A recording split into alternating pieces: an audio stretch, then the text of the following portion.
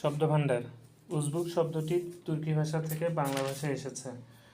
2. দাম শব্দটি গ্রিক শব্দ থেকে এসেছে। 3.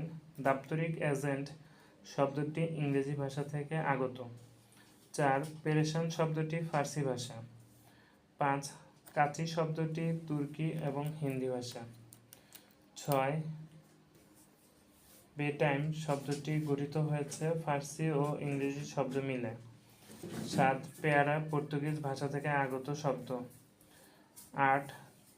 চাঁদ শব্দটি তদ্ভব শব্দ। 9. গোলাপ শব্দটি হলো মৌলিক শব্দ।